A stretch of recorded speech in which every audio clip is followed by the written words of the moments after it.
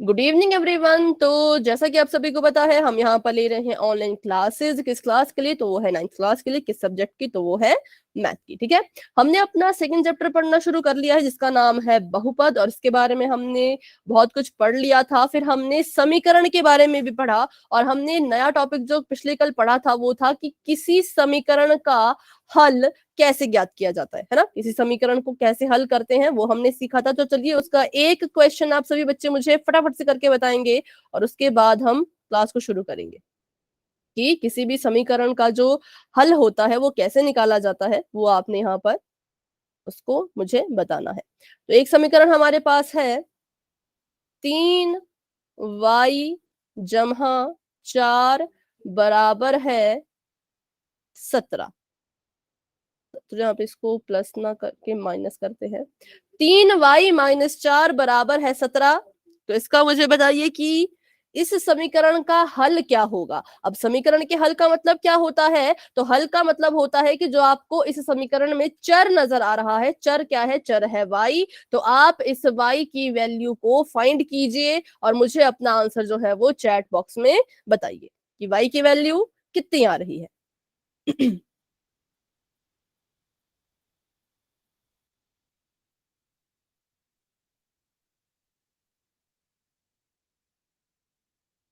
y = 7। ठीक है, क्या सभी बच्चों का 7 ही आ रहा है? सभी बच्चे एक बार अपना आंसर बता दें। चलिए तो करते हैं इसको सॉल्व। Yes ma'am. ठीक है, सॉल्व करते हैं।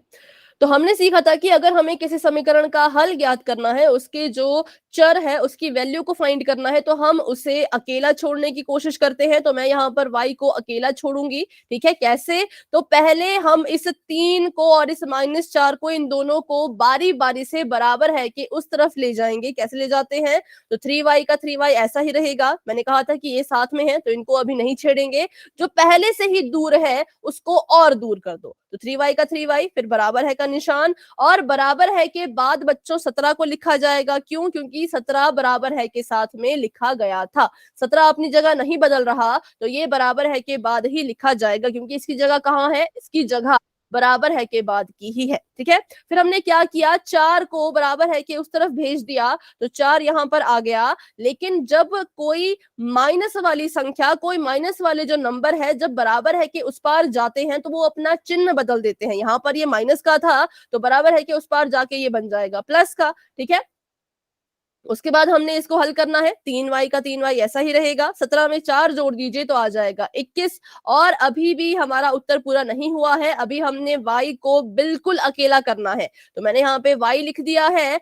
y के साथ 3 जो है वो गुणा कर रहा है, y के साथ यहाँ पर ये गुणा कर रहा है। तो जब बराबर है कि उस पार जाएगा तो 21 को ये भाग देगा। अब भाग देने के लिए आप चाहे तो इसको ऐसे भी लिख सकते हो, या चाहे तो इसको आप ऐसे भी लिख सकते हो। ठीक है, ये आपकी मर्जी है, जैसे आप लिखना चाहें।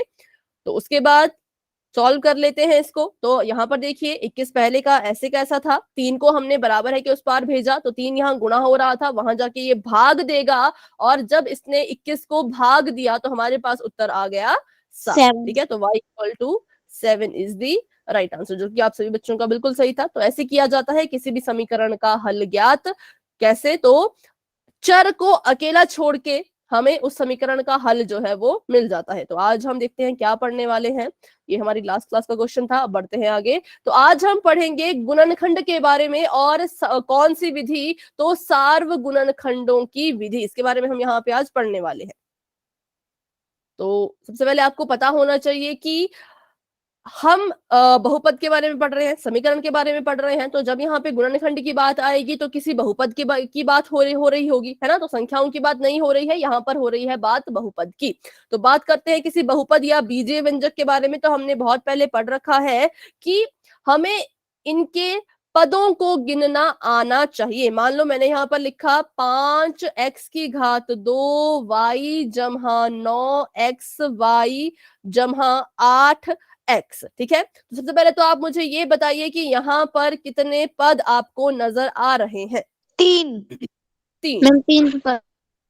3 पद हैं। कैसे पता लगा हमें? क्योंकि हमने पढ़ा है कि जो पदों को कौन अलग करता है, तो जमा और माइनस के निशान ही पदों को एक दूसरे से अलग करते हैं। जब तक हमें प्लस या माइनस का साइन नजर नहीं आएगा, तब तक हम पदों को अलग नहीं कर सकते। उदाहरण के लिए मैं अगर यहाँ पे इसको ऐसे लिखूं, 5x² y z q r, तो यहाँ पर आपको कितने पद नजर आ रहे हैं?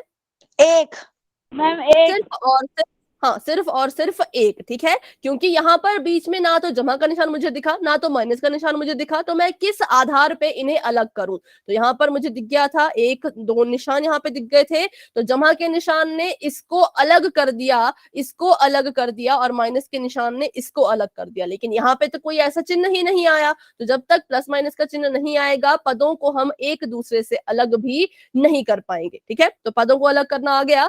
अब बात करते हैं गुणनखंड की। तो जब भी आप किसी बहुपद को के गुणनखंड बनाते हो, तो आप बारी बारी से उनके पदों के गुणनखंड पहले बनाओगे, ठीक है। तो पहला पद यहाँ पे 5x² y है, तो इसको, इसके हमने गुणनखंड बनाने हैं। तो जब भी बात आती है गुणनखंड की, तो आप हमेशा अपने ध्यान में ये रखना कि ये यहाँ पर अभाज्य गुणनखंड की बात कर रहे हैं। कैसे गुणनखंड? तो अभाज्य गुणनखंड। किसी भी संख्या के कैसे गुणनखंड हमने ज्ञात करने हैं? तो अभाज्य गुणनखंड ज्ञात करने हैं। अभाज्य गुणनखंड कौन से गुणनखंड होते हैं? जिसमें हम सिर्फ अभाज्य संख्याओं का ही उपयोग करते हैं, उनका ही प्रयोग करते हैं। कौन होती हैं अभाज्य संख्याएं? तो 2, 3, 5, 7, 11, 13, 17, 19, 23, ऐसे ऐसे, ठीक है। इनको हम कहते हैं, ये कैसी संख्याएं हैं? अभाज्य संख्याएं। तो जब हम किसी संख्या को उसके गुणनखंडों में तोड़ेंगे, तो कोशिश ये करना कि आप इन्हीं संख्याओं का इस्तेमाल कर रहे हो, ठीक है। जैसे यहाँ पर अगर मैं 9 हटा दूं, 9 को भी मैं हटा देती हूँ, यहाँ पर मैं लिख लेती हूँ 10, या 12 लिख लेते हैं, चलो 12, ठीक है। तो 12 को मुझे पता है कि 12 को मैं लिख सकती हूँ 6 गुणा 2 के रूप में। लेकिन कोशिश हमने क्या करनी है कि हम जो गुणनखंड निकालें वो अभाज्य गुणनखंड हो, और 6 और 2 तो अभाज्य संख्याएं है ही नहीं। तो क्या करो, इसको भी तोड़ दो। तो ये टूट गया आपका 3 गुणा 2 में, और ये आपके आ गए 12 के अभाज्य गुणनखंड। 6 गुणा 2 को सिर्फ गुणनखंड कहेंगे, और इसे कहेंगे अभाज्य गुणनखंड। तो जब भी हम सार्व गुणनखंड की बात करेंगे, वो क्या होता है अभी हम सीखने वाले हैं, ठीक है। तो उसमें कोशिश क्या करनी है कि आप किसी भी संख्या के अभाज्य गुणनखंड ही ज्ञात करें। तो अभी पहले इसकी गुणनखंड कर लेते हैं, जो कि आप सभी बच्चों ने चैट में लिखा भी है कि कैसे इसको लिखेंगे हम।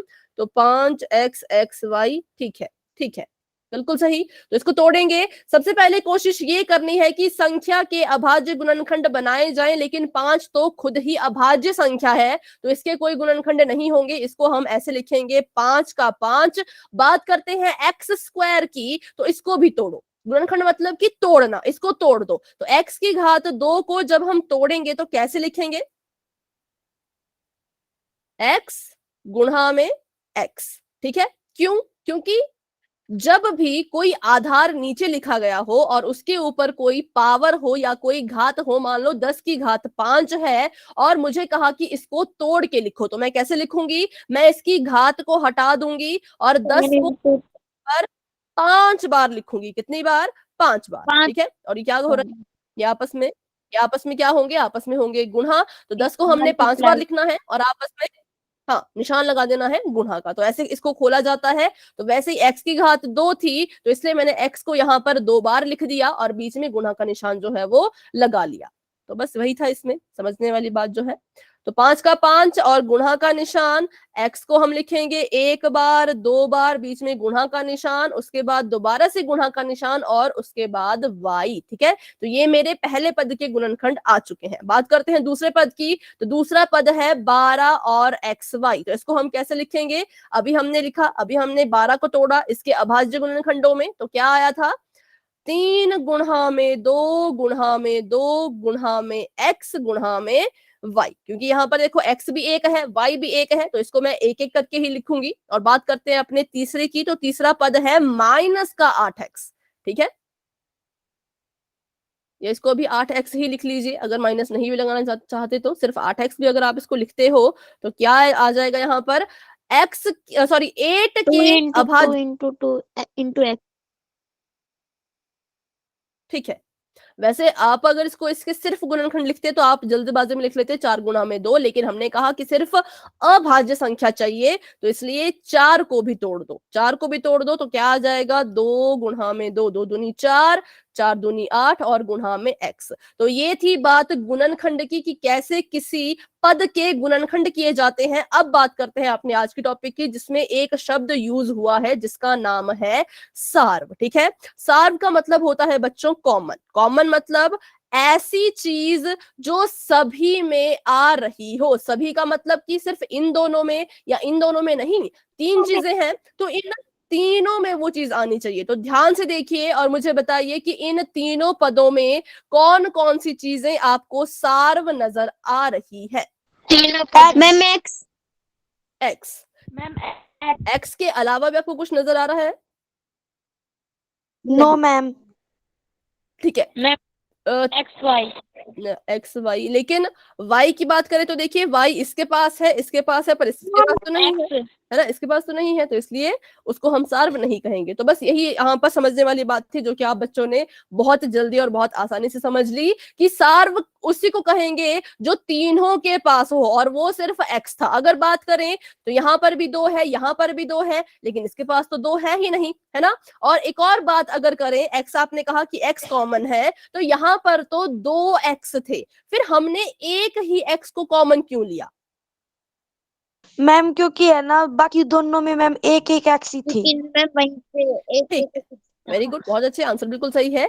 क्योंकि जिसके पास सबसे कम संख्या में सार्व संख्या या सार्व चर होगा उसी को हम कॉमन लेंगे। ठीक है, जिसके पास क्या होगा, सबसे कम संख्या का सार्व गुणनखंड या सार्व संख्या बोल लो या सार्व चर बोल लो, तो सबसे कम किसके पास था, इसके पास और इसके पास। तो जितना कम होगा उसी चीज को आप सार्व ले पाओगे, कॉमन ले पाओगे। क्योंकि अगर मैं यहां से 2x कॉमन ले लूं, ठीक है, तो ये दूसरा x कहां से लेके आए, इसके पास तो एक ही है, तो कहां से लेके आएगा, ये तो नहीं ला सकता। बात करें इसकी तो इसके पास भी एक ही x है, तो ये भी दूसरा x कहां से लेके आए, ये भी नहीं ला सकता। तो इसलिए हमने बोला कि रहने दो, 2x को कॉमन लेने के बदले जिसके पास सबसे कम संख्या में x है उतने ही x को हम कॉमन लेंगे। इसलिए हमने सिर्फ एक ही x को यहाँ पे कॉमन लिया। ठीक है, तो ये था एक हमारा उदाहरण। अभी हम चलते हैं आगे और इसको और अच्छे से जो है वो समझते हैं।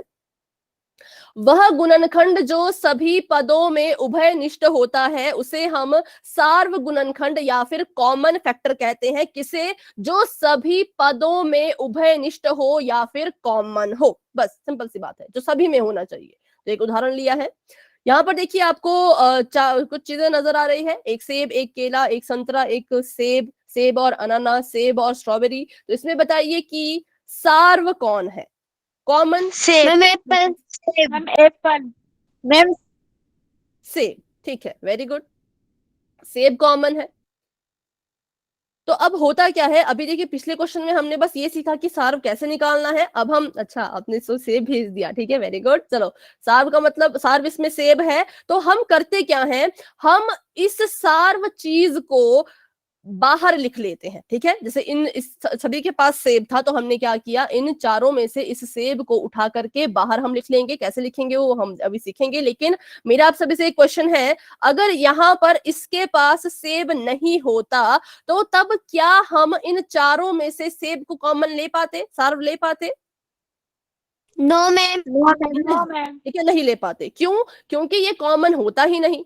ठीक है बच्चों, अब यहाँ पे ध्यान दीजिए। ठीक है, ठीक है, नहीं ले पाते क्योंकि सार्व का मतलब क्या है, जो सभी पदों के पास हो उसी को सार्व लेना है। अगर एक के पास भी वो नहीं है तो उसको आप सार्व, उसको आप कॉमन जो है वो नहीं ले सकते। ठीक है, बढ़ते हैं अभी आगे। फिर हमने क्या किया, फिर हमने इसको माइनस का दे दिया, एक मिनट।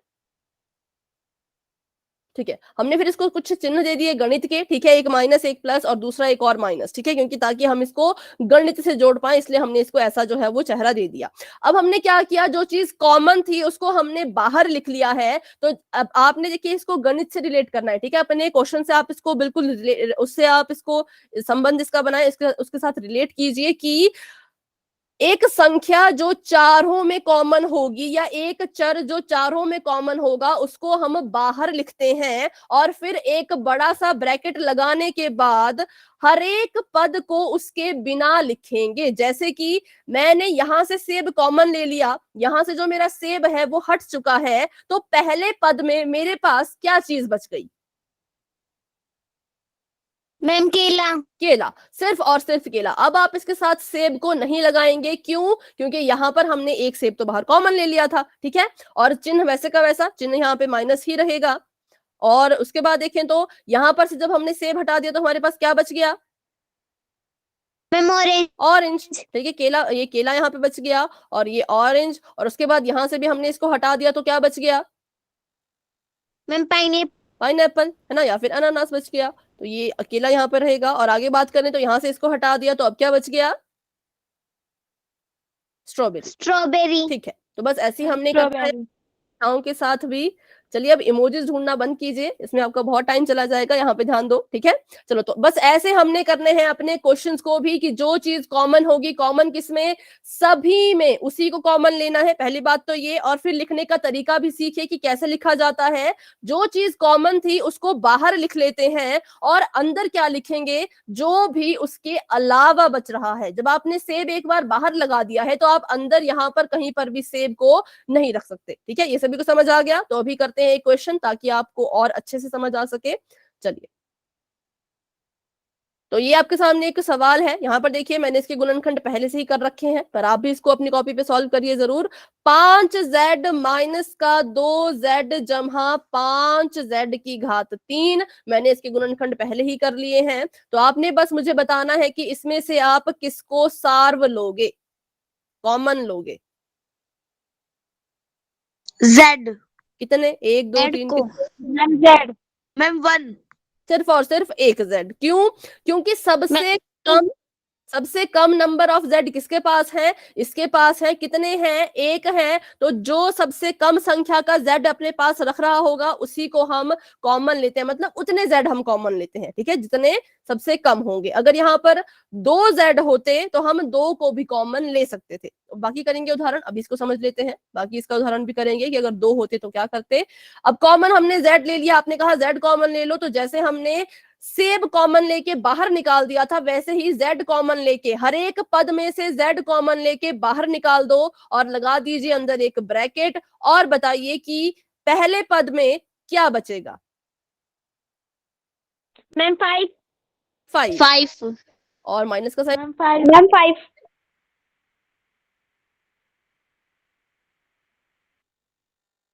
दूसरे पद में क्या बचेगा? Ma'am 2 into Z. ठीक है, 2 इंटू माइनस 2 जेड। 2z, ठीक है। और तीसरे पद में क्या बचेगा? Ma'am 5 into Z into Z. 5 into Z. हमने क्या किया? एक z इसमें से कम करते गए, क्योंकि एक तो हमने बाहर कॉमन ले लिया था। बस यही हमने सीखना था कि कैसे कॉमन लेके लिखा जाता है। तो यहां से एक z गायब कर दिया तो 5 बच गया था, यहां से एक z गायब कर दिया तो 2 और z बच गया था, यहां से एक z गायब कर दिया तो 5 और 2z बच चुके थे। अब इसको फाइनल आंसर हम कैसे लिखेंगे? तो फाइनल इसको लिखा जाएगा z बाहर, ब्रैकेट शुरू करें, 5 माइनस गुणा कर दें 2z, गुणा कर दो इसको अंदर 2z और प्लस का 5, बताइए गुणा करके क्या आएगा? z square. ठीक है, तो बस यही था हमारा क्वेश्चन। तो इसमें किसी को कोई डाउट है तो पूछ लीजिए, कैसे कॉमन लेना है, कैसे लिखना है। ठीक है, तो अभी बढ़ते हैं आगे और करते हैं कुछ और क्वेश्चंस। वह गुणन, ठीक है, तो हमने कर लिया। तो आप मुझे बताइए कि इन दोनों में क्या चीज कॉमन है। देखिए पहले तो बिल्कुल सिंपल सा क्वेश्चन था, अब थोड़ा सा इन्होंने लंबा कर दिया है। कैसे करना होता है? तो पहला स्टेप आप बस यही सोचिए कि जिनके बीच में आपसे कॉमन पूछा गया है पहले तो उनके फैक्टर बनाओ, उनके गुणनखंड बनाओ। तो पहले इसको तोड़ के इसके फैक्टर बनाओ और इसको तोड़ के इसके फैक्टर बनाओ, गुणनखंड बनाओ।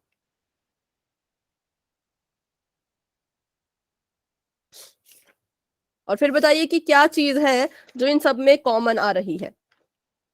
Ma'am 2। Ma'am 2 into 3। Ma'am 2 common है। मैम 2 और 3। ठीक है, चलिए देखते हैं अभी, 1 मिनट। मैम 2 और 3।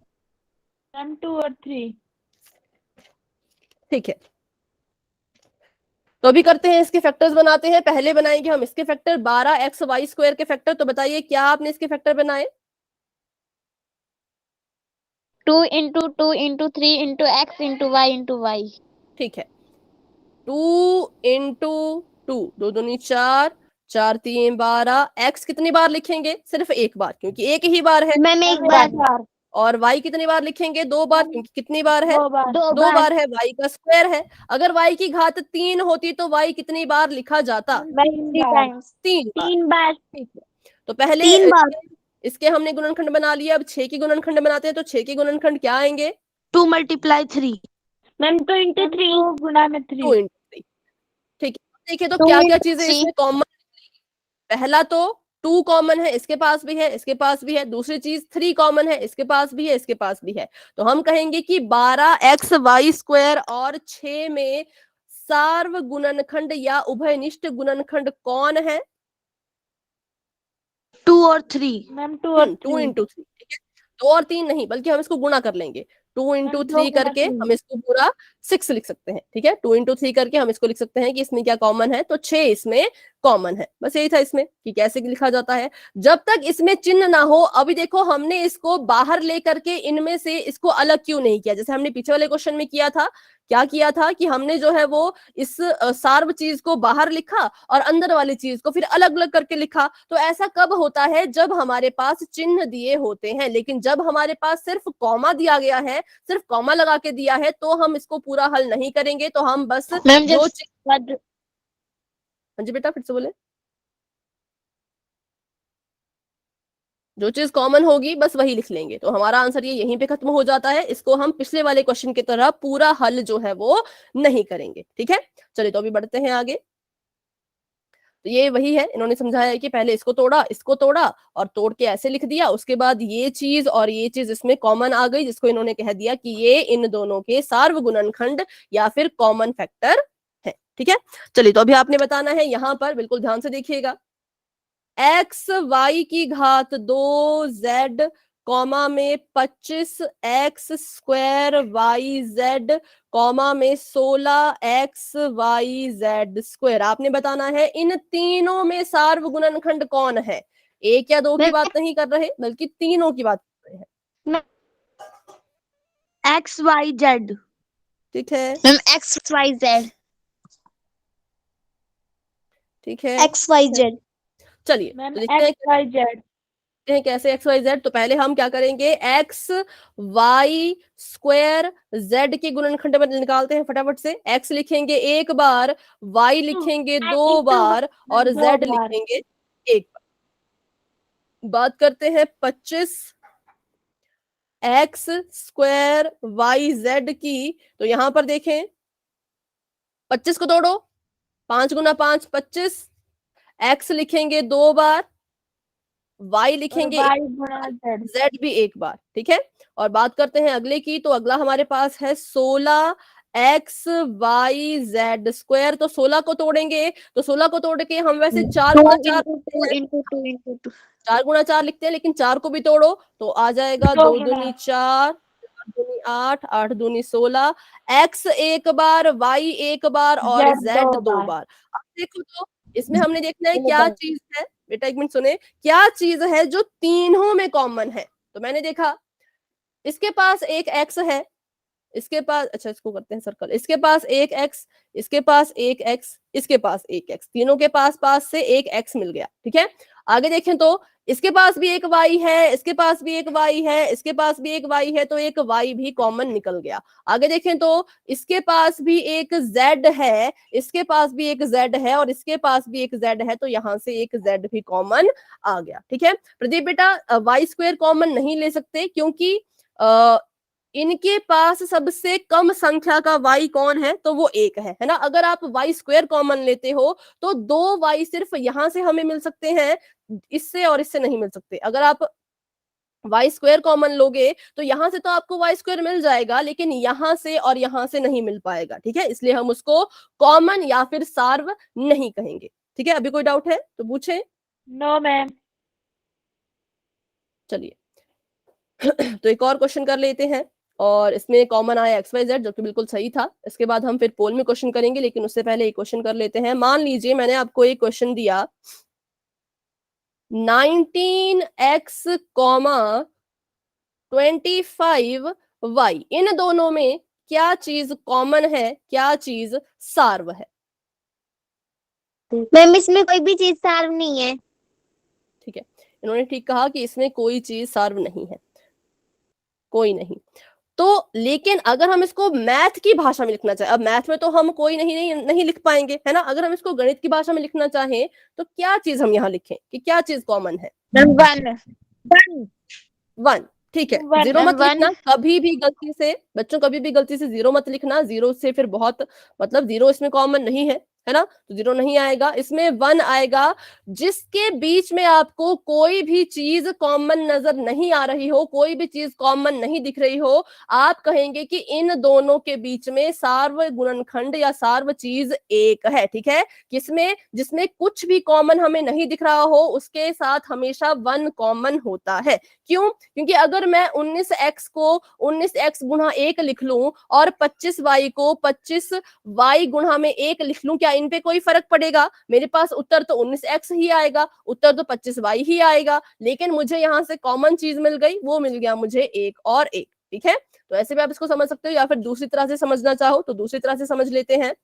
19x के मैंने गुणनखंड बनाने थे और 25x के भी मैंने गुणनखंड बनाने थे। अब 19 के तो गुणनखंड होते ही नहीं, 19 को मैं लिख सकती हूँ 19 गुणा 1 गुणा x। ठीक है, 25 को मैं लिख सकती हूँ 5 गुणा 5 गुणा 1 गुणा x। क्या चीज कॉमन आई? तो वन कॉमन आ गया। वन। वन। ठीक है, तो जिसके बीच में कुछ भी कॉमन, x नहीं था, सॉरी वो x नहीं था, शायद y था, है ना, नहीं तो x कॉमन आ जाता, y। तो जिसके बीच में आपको कुछ भी कॉमन नहीं दिख रहा हो, उसमें आप कहेंगे कि इनके बीच में कॉमन चीज है वन। बस यही था जो आपको समझना था, थोड़ा सा इंपॉर्टेंट चीज है ये, बहुत बार क्वेश्चंस में आती भी है। तो अभी के लिए एक और एग्जांपल कर लेते हैं, फटाफट से छोटे छोटे एग्जांपल करेंगे। 3x² 9x में कॉमन क्या है? 3 और x। वेरी गुड, 3 और x, क्योंकि एक 3 यहां से मिल जाएगा, इसके गुणनखंड करो तो एक 3 यहां से मिल जाएगा, और x तो कॉमन है ही है। मैम 3 और x। ठीक है, कैसे है 3x? तो देख लेते हैं फटाफट से। इसको तोड़ेंगे तो ये आएगा 3 गुणा x गुणा x, और इसको तोड़ेंगे तो आएगा 3 गुणा 3 गुणा x। ठीक है, अब देखो तो क्या चीज कॉमन आ गई? ये 3 कॉमन आ गया, x कॉमन आ गया। ठीक है, इसमें आ गया 3x कॉमन। अब बात करते हैं 5yx 6z 9xy। नहीं 9 नहीं, हाँ चलो ठीक है 9 ठीक है। बताइए इसमें क्या चीज सार्व है, क्या चीज कॉमन है? One. Ma'am one. Ma'am one.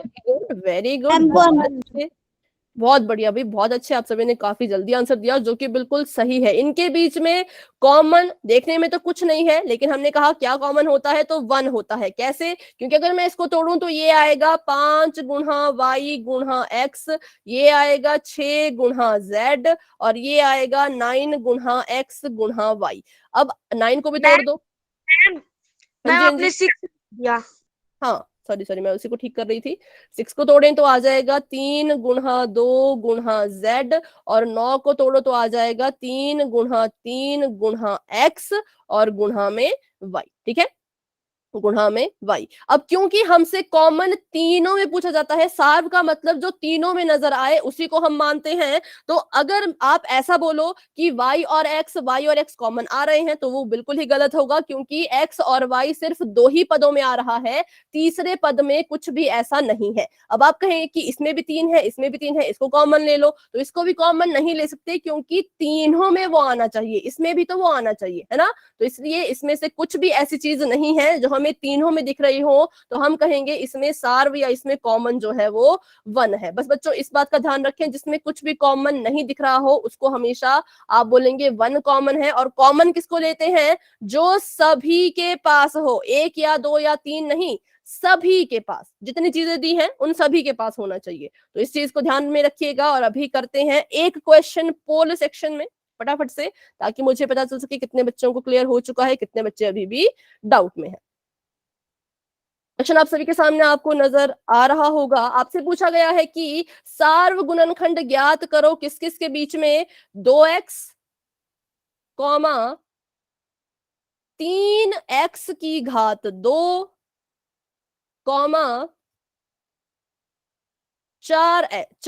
x नहीं सिर्फ 4, इन तीनों में क्या चीज कॉमन है, क्या चीज सार्व है, वो आपने बतानी है। सार्व होता है जो सभी में होता है, वो आपने बताना है और आंसर देना है पोल में, जो कि आपको बस अभी नजर आने ही वाला है। मैम आपकी आवाज नहीं आ रही। तब तक के लिए अपने ऑप्शन को चूज कर लें। बेटा क्लास को एक बार लेफ्ट कर लें, क्लास को एक बार लेफ्ट करके दोबारा से ज्वाइन करें। प्रिया,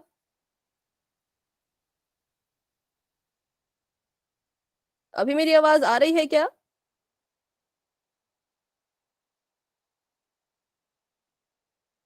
चलिए बाकी बच्चे करें। ठीक है, ठीक है, अभी 4 बच्चों के आंसर आ चुके हैं। हैंड रेज कर लो जो भी आंसर दे रहा है।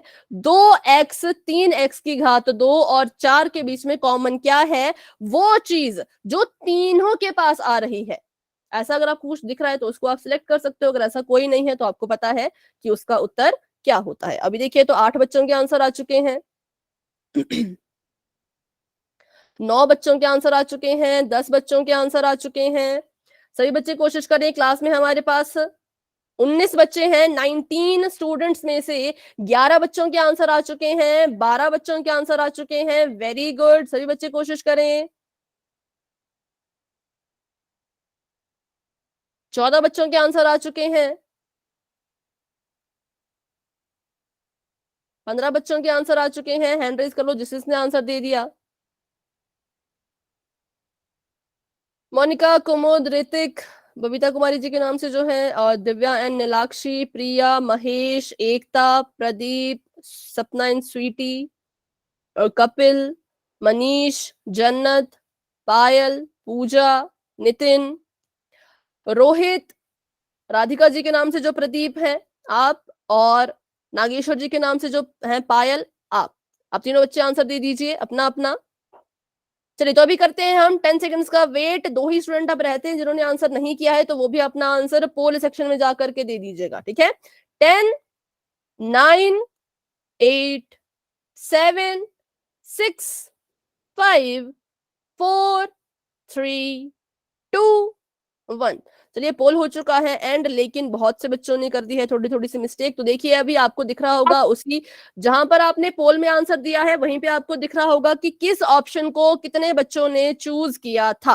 Ma'am A answer. ठीक है, ए को 9 बच्चों ने, बी को 4, 3, सी को 3 ने और डी को 1। ठीक है। तो देखिए बहुत सारे बच्चों ने अलग अलग आंसर दिए, जबकि हमने अभी पढ़ा था कि सार मतलब जो तीनों में हो, है ना, क्यों तीनों में तो कोई चीज कॉमन ही नहीं है। जब तीनों में कोई चीज कॉमन नहीं होती तो हम किसको कॉमन मानते हैं, किसको सार मानते हैं? 1। मैम वन को। 1 वन होना था। ठीक है, तो जिन बच्चों ने भी गलत किया है कोई बात नहीं, अगर आपसे गलत हुआ है तो इसमें कोई बड़ी बात नहीं है। लेकिन अगर आपको ये चीज समझ नहीं आ रही है तो बच्चों पूछिए मुझसे, ठीक है, क्योंकि ये बहुत जरूरी है। 9th क्लास में जरूरी है, 10th में जरूरी है, 11th 12th में मैथ रखोगे वहां पर भी जरूरी है, तो इसलिए पूछिए। ठीक है, ये बहुत इंपॉर्टेंट है। तो अगर आपको समझ नहीं आया तो आप मुझसे दोबारा पूछ सकते हैं। इसको चलो हम ट्राई भी करते हैं। सबसे पहले हमने हर एक पद के गुणनखंड बनाने होते हैं। इसके कट गुणनखंड कट के आ रही है। और किसी को वॉइस में इशू आ रहा है क्या? No ma'am. मैम बीच बीच में होता है। हाँ बेटा, वो नेटवर्क इशू होता है। ठीक है, जैसे कभी कभी नेट नहीं चलता या नेटवर्क वीक हो जाए तो ऐसा होता है। ठीक है, तो आप नेटवर्क देखा करें कि जहाँ पे फुल है वहां पे आप क्लास लगाया करें। ठीक है, और नेट भी बचा के रखें। देखिए नेट मतलब आपका डेटा, उसको भी बचा के रखा करें। जिस दिन आपकी क्लास होती है तो सुबह से कोशिश करें कि कम से कम नेट यूज किया करें। ठीक है, चलिए तो अभी देखते हैं, इसको सॉल्व करते हैं। इसको तोड़ना था हमने, तो ये टूटेगा आपका 2 मल्टीप्लाई बाय एक्स में। आगे बढ़े तो दूसरा जो हमारा पद है उसको हम लिखेंगे 3x स्क्वायर, ये टूट के बन गया 3 गुणा 3 x गुणा x, और तीसरा जो हमारे टर्म है वो है 4, 4 टूट के बन गया 2 गुणा 2। तो अब हमने इन तीनों में ढूंढना था कि तीनों के पास क्या चीज है। मैंने देखा इसके पास 2 है, इसके पास 2 है, लेकिन इसके पास तो 2 है ही नहीं, तो 2 को हम कॉमन नहीं ले सकते। यहाँ पे भी 2 था, यहाँ पे भी 2 था, यहाँ पे नहीं था, तो 2 को हम कॉमन नहीं ले पाए। बाद में मैंने देखा कि इसके पास भी x है, इसके पास भी x है, लेकिन इसके पास तो x भी नहीं है, तो x को भी कॉमन नहीं ले पाए। 3 इसके पास है, लेकिन ना इसके पास 3 ना इसके पास 3, तो कुछ भी ऐसी चीज नहीं थी जो तीनों में मुझे कॉमन नजर आई। तो इसलिए हमें पता है जिसके बीच में कुछ कॉमन नहीं होता उनके बीच में हमेशा ही 1 कॉमन होता है, ठीक है, एक सार्व होता है। तो अभी बताएं जिन बच्चों का गलत हो गया था, क्या अभी आपको समझ आया कि इसका आंसर ऑप्शन नंबर ए क्यों है? डाउट है तो पूछ ले, नहीं है तो वाई टाइप कर दें। ठीक है, ठीक है, चलिए तो बढ़ते हैं अभी आगे। तो option number A is the right answer. अभी हम करने वाले हैं नेक्स्ट क्वेश्चन। तो अब यहाँ पर देखिए, यहाँ पे सिर्फ कॉमाज लगे हुए थे, कॉमा लगे थे, तो हमने यहाँ पर उसको बाहर नहीं निकाला, बस क्या कॉमन था वो बता दिया। अब आएंगे साइन वाले क्वेश्चन। तो यहाँ पर आपने पहले तो मुझे ये बताना है कि 2x जमा 10 में कॉमन क्या चीज है। मैम 2। मैम 2। मैम 2। ठीक है, चलो मैम तो अब 2। पहले पहले सवाल देखते हैं, पहले सवाल देखते हैं। सवाल हमसे पूछा गया है कि 2x जमा 10 के गुणनखंड कीजिए। हमने जो है 2x और जमा 10 के गुणनखंड करने हैं। कैसे करेंगे, तो अभी देखिए कैसे करेंगे।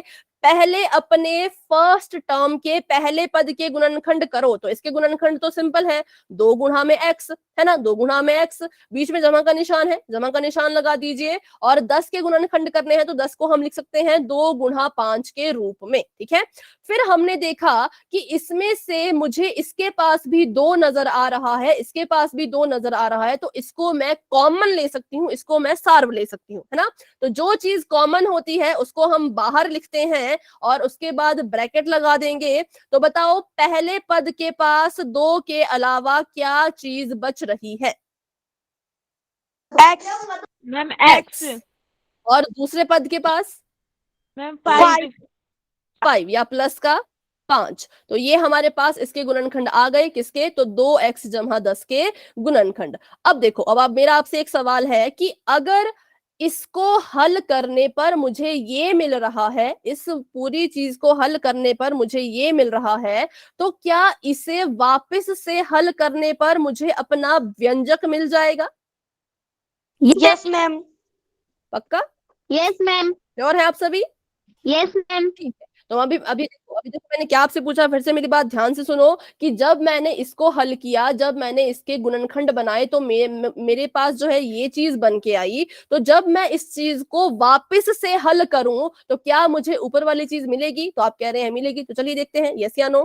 तो अभी हमने क्या किया, अभी हमें पता है कि इन्हें कैसे हल किया जाता है। तो कैसे हल करेंगे, जो चीज ब्रैकेट के बाहर है, जो 2 ब्रैकेट के बाहर है, ये बारी बारी अंदर लिखी गई चीजों के साथ गुणा करेगा। कैसे, तो बारी बारी, ठीक है। तो पहले इस 2 ने गुणा कर ली x के साथ, ठीक है, इस 2 ने गुणा कर ली x के साथ, बीच में जमा का निशान है तो जमा लिख लो। और अब यही 2 जो है वो गुणा करेगा 5 के साथ भी, तो 2 गुणा में 5, गुणा करके कितना आ गया, 2x plus 10। 2x 2x plus 10। 10, ठीक है, 2x plus 10। तो ये हमारे पास आ चुका है, वापस से हमें मिल गया है 2x plus 10। तो इसका मतलब क्या हुआ कि अगर आपको कभी किसी के गुणनखंड दिए होंगे तो आप पता लगा सकते हो कि बीजीय व्यंजक क्या रहा होगा। तो अगर आपको कोई ऐसा क्वेश्चन आता है कि आपके पास जो है वो, आपको क्वेश्चन आया कि ये चीज आपको दी गई है, बताइए इसका बीजीय व्यंजक कौन था, किसको हल करने पर हमें ये प्राप्त हुआ, तो हमने कुछ नहीं करना है, इसको सॉल्व करना है। इसको सॉल्व करेंगे तो हमें हमारा आंसर जो है वो मिल जाएगा, ठीक है। तो ये 2 चीजें हमने पढ़ी, अभी बढ़ते हैं आगे, देखते हैं और क्या है इसमें।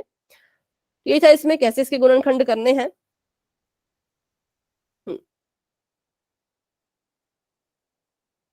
एक क्वेश्चन करते हैं, फिर क्वेश्चन करेंगे पोल में।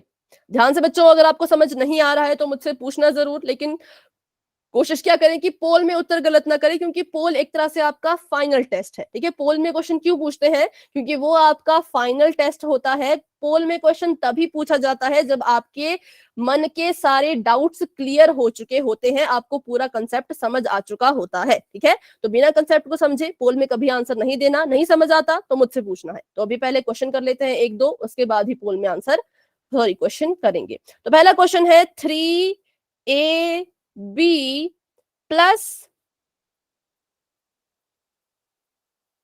15B। सॉल्व कीजिए और बताइए इसमें आप कॉमन क्या लोगे और एंड में आपका जो फाइनल आंसर है वो क्या होगा। इसके आपने गुणनखंड निकालने हैं। हाँ, इसको लिखेंगे कैसे वो भी बताएं।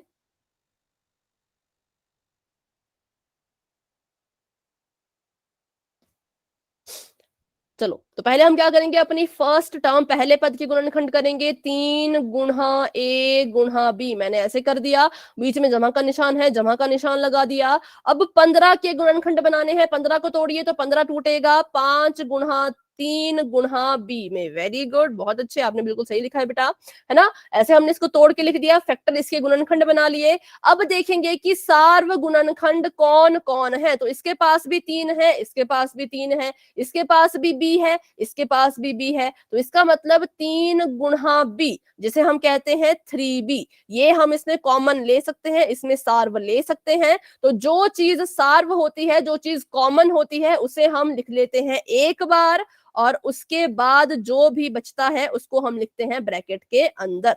तो बताइए पहले पद के पास क्या बचेगा। यहां से मैंने 3B को उठा लिया, तो पहले मैम पद के पास बच गया A, ए यहाँ का निशान जमा ए किया। हाँ, और दूसरे के पास, हाँ जी बेटा, 5 5 चलो, तो ये हमारे पास फाइनल आंसर जो है वो आ चुका है। अब बताएं, अब किसी का कोई सवाल है, कैसे इनको हल करना है। नो मैम नो चलिए, नो तो एक मैम। और क्वेश्चन करें, फिर क्वेश्चन करेंगे हम पोल में। तो अभी लास्ट एग्जांपल कर लेते हैं।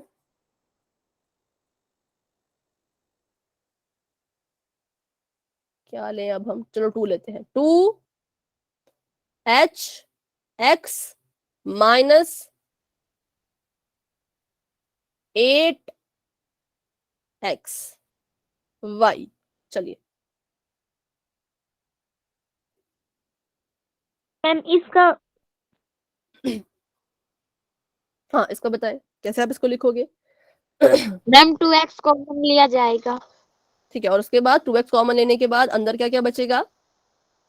Ma'am h minus 8y, h minus वो 4 4 माइनस और 4y, y। ठीक है, h माइनस ठीक है, 4y पहले करते हैं रहेगा। इसके गुणनखंड। 2 के गुणनखंड नहीं होते तो हम लिखेंगे 2 गुणा h गुणा x, बीच में है माइनस का निशान तो माइनस का निशान लगा दीजिए। फिर हम लिखेंगे 8 को तोड़ो, 8 को वैसे तोड़ते हैं 4 गुणा 2 में, लेकिन हमने कहा कि हमें अभाज्य गुणनखंड चाहिए, तो 4 को भी तोड़ दिया 2 गुणा 2 में। तो 2 गुणा 2 गुणा 2 8 बन गया, 2 दूनी 4, 4 दूनी 8, और गुणा में x गुणा में y। अच्छा, अगर किसी बच्चे को अभाज्य गुणनखंड निकालने में कोई दिक्कत है तो मुझसे पूछ लेना, अभाज्य गुणनखंड कैसे निकालते हैं ये आपको आने चाहिए। ठीक है, अगर नहीं आता तो कोई बात नहीं, आप मुझसे जरूर पूछें। तो पहले हमने क्या किया, यहाँ पे देखा 2 इसके पास है, 2 इसके पास है, एक ही 2 हम कॉमन ले पाएंगे, क्योंकि सबसे कम संख्या इसके पास है, एक ही 2 है ना, तो उसको हम कॉमन ले सकते हैं। 2 इसके पास कॉमन था, ले लिया। x इसके पास है, x इसके पास है, ये भी कॉमन ले लिया, तो कॉमन आ गया 2x। 2x को हमने निकाल दिया है बाहर, और ब्रैकेट के अंदर क्या क्या आ जाएगा, तो पहले पद के पास 2x के अलावा बच रहा है h, और दूसरे पद के पास 2x के अलावा बच रहा है 2 गुणा 2, मतलब कि 4 और y। तो बस ये हमने इसको सॉल्व करके यहाँ पे ऐसे लिख लिया है। ठीक है, तो ऐसे हमने करना है सार्व गुणनखंड वाले क्वेश्चन को। सिंपल है। अभी करते हैं क्वेश्चन पोल में, ताकि मुझे पता चल सके कितने बच्चों को क्लियर हुआ और कितने बच्चे अभी भी डाउट में है।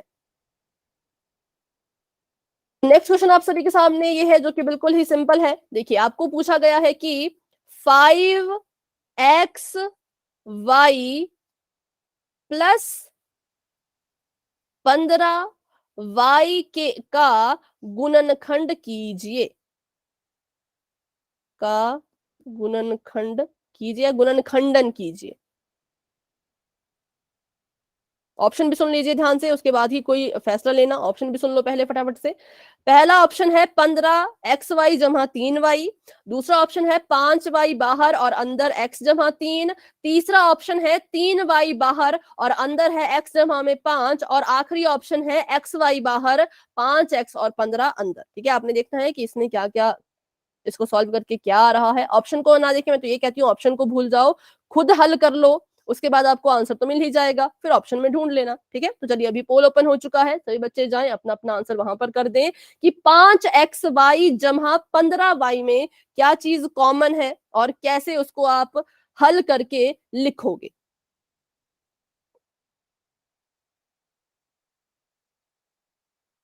ठीक है, ठीक है, 3 बच्चों के आंसर आ चुके हैं, वेरी गुड। सभी बच्चे कोशिश करें, जल्दबाजी और लापरवाही में गलत ना करें। अब जब आप इसको अपनी नोटबुक पे अच्छे से हल करोगे, इसके गुणनखंड बनाओगे, इसको तोड़ तोड़ के लिखोगे, फिर देखोगे क्या क्या चीजें कॉमन आ रही है, उसके बाद अपना आंसर डिसाइड करोगे, तो आपका आंसर कभी भी गलत नहीं होगा। लेकिन अगर आप तुक्का यूज करना चाहोगे तो तुक्के में बहुत बार हमारे आंसर गलत हो जाते हैं, क्योंकि माइंड में उतने अच्छे से हम नहीं कर पाते। तो कॉपी पे जरूर इसको सॉल्व करो।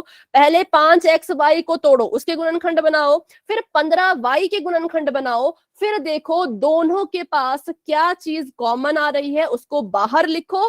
फिर आपको पता है क्या करना है, जब कॉमन चीज बाहर लिख ली तो पहले पद के पास क्या बच गया उसको अंदर लिखो, चिन्ह लगाओ, और दूसरे पद के पास क्या क्या बच गया उसको भी अंदर लिखो। ठीक है, और आपको अपना आंसर मिल जाएगा। तो अभी 8 बच्चों के आंसर आ चुके हैं, वेरी गुड। लेकिन क्लास में हमारे पास देखें तो 18 बच्चे हैं, तो सभी बच्चे कोशिश करें। 9 स्टूडेंट्स के आंसर आ चुके हैं, वेरी गुड।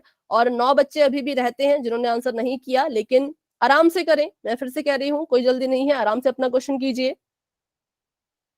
ठीक है, और जिन बच्चों ने आंसर दे दिया है हैंड रेज कर लो, हैंड डाउन करके दोबारा से हैंड रेज कर लो, क्योंकि पहले से बहुत से बच्चों के हैंड रेज्ड हैं।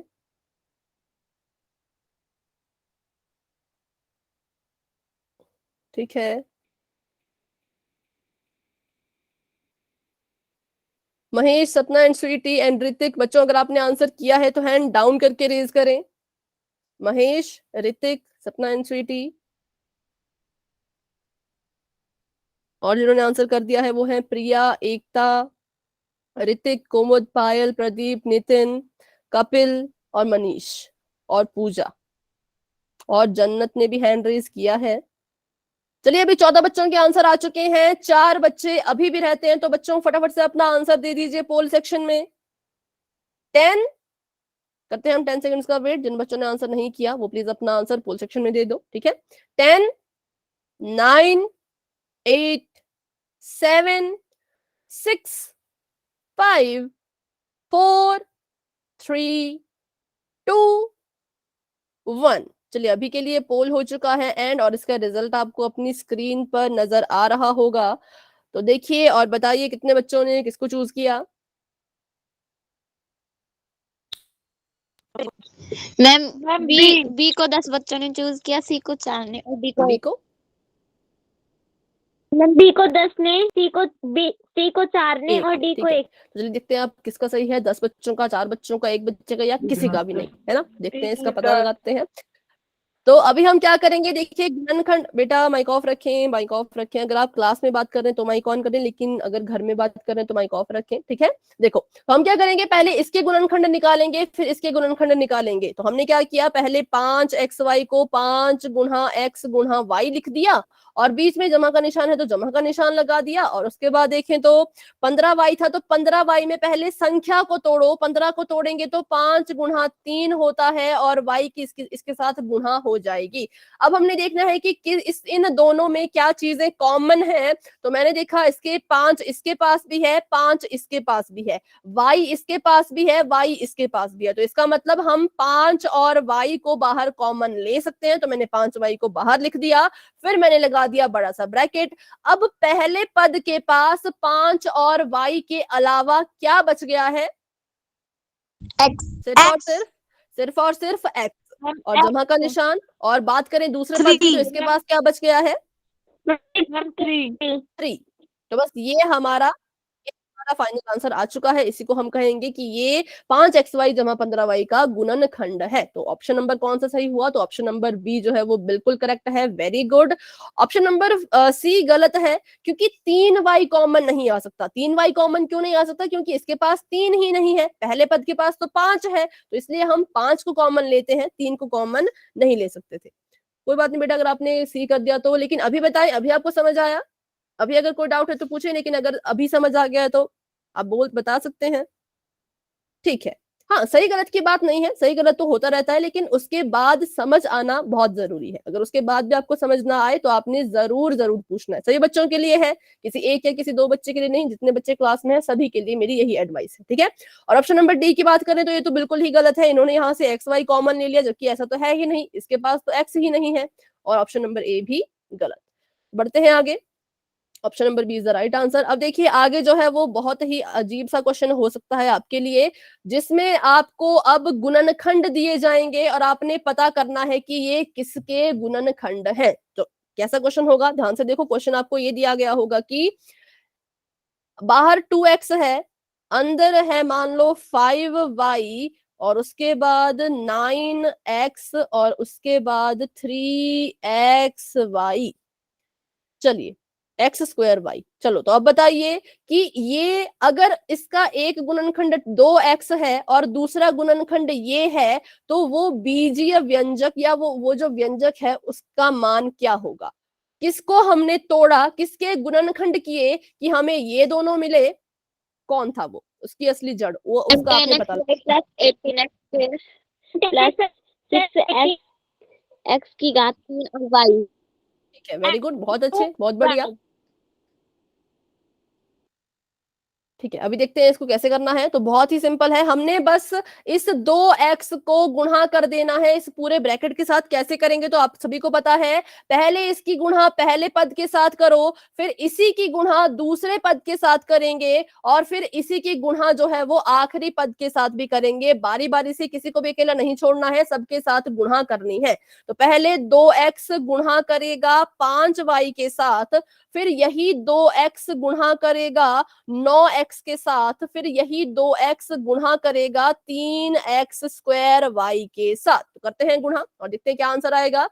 5 दूनी 10 xy, ठीक है, और 9 दूनी 18 x गुणा x हो गया x स्क्वायर। इसमें करना क्या होता है, संख्या की गुणा संख्या से, चर की गुणा चर से। x को x से गुणा किया तो x स्क्वायर। आगे देखें तो 3 दूनी 6, x को x स्क्वायर से गुणा करेंगे तो x की घात 3 आएगा, और y ऐसे कैसा रहेगा। ठीक है, तो ऐसे हम इसको गुणा करते हैं और ऐसे हमारा आंसर हमें मिल जाएगा। ठीक है, किससे? तो गुणनखंडों की मदद से हमने अपना व्यंजक जो है वो ज्ञात कर लिया है। ठीक है, तो अभी करते हैं क्वेश्चन। 5 मिनट है हमारे पास। तो अभी के लिए चैट ऑफ हो चुकी है। क्वेश्चन मैं आपको समझा दूंगी, आपने उसके बाद सॉल्व उसको अच्छे से करना है, बिल्कुल कॉपी पेन लेकर के। आपको कहा है कि यदि किसी बीजीय व्यंजक के गुणनखंड, पहला गुणनखंड है 3x और दूसरा गुणनखंड है 7y, सॉरी और दूसरा गुणनखंड हमारे पास है, यहां पर देखें तो 7yx जमा 10y जमा 3। ठीक है, ये दो गुणनखंड थे। आपने बताना है कि ये किससे मिलकर बना होगा। तो आप क्या करेंगे, इन दोनों को ही आपस में गुणा कर देंगे। 3x बाहर है और ब्रैकेट के अंदर है कुछ चीजें। पहली है 7yx, फिर है जमा का 10y, फिर है जमा का ही 3। तो हिंट मैं आपको बस इतना ही दे सकती हूँ कि 3x की गुणा बारी बारी सभी के साथ करो। पहले इसके साथ, फिर इसके साथ, और फिर इसके साथ भी करो, और जो आपका फाइनल आंसर आता है वही हमारा व्यंजक होगा। ठीक है, तो अभी के लिए चैट ऑफ है और आपको पोल नजर आने ही वाला है। तब तक के लिए प्लीज बच्चों अच्छे से सॉल्व कीजिए, क्योंकि सॉल्व कर तो आप रहे हैं पर और अच्छे से कीजिए, ताकि आपका इस बार का जो आंसर है वो बिल्कुल सही आए। ठीक है, कोशिश यही करना, अच्छे से गुणा करो। मैंने आपको ये भी बता दिया कि किसको किससे गुणा करना है, तो बिल्कुल ध्यान से कीजिएगा। बस गुणा हमने बहुत पहले सीखी थी, अगर आपको याद है तो आपका आंसर बिल्कुल करेक्ट आने वाला है इस बार। बाकी कोई जल्दी नहीं है, जल्दबाजी में अपना आंसर ना लिखें, आराम से देखें और घात का ध्यान भी रखें, क्योंकि जब आप गुणा करते हो x को x से तो x स्क्वायर बनता है। ठीक है, x की गुणा जब x से होती है तो x स्क्वायर बनता है, अकेला एक्स मत लिख देना, नहीं तो गलत हो जाएगा। चलिए अभी कीजिए अपना क्वेश्चन। सभी 8 बच्चों के आंसर आ चुके हैं। क्लास में हमारे पास है 16 बच्चे, तो 8 बच्चों के आंसर आ चुके हैं। 8 बच्चे अभी भी रहते हैं, तो जिन बच्चों ने आंसर नहीं दिया वो भी पहले इसको अच्छे से सॉल्व कीजिए और उसके बाद अपना आंसर जो है वो पोल सेक्शन में जाकर के दे दीजिए, ठीक है। और जिन्होंने आंसर दे दिया है वो हैंड रेज कर लो।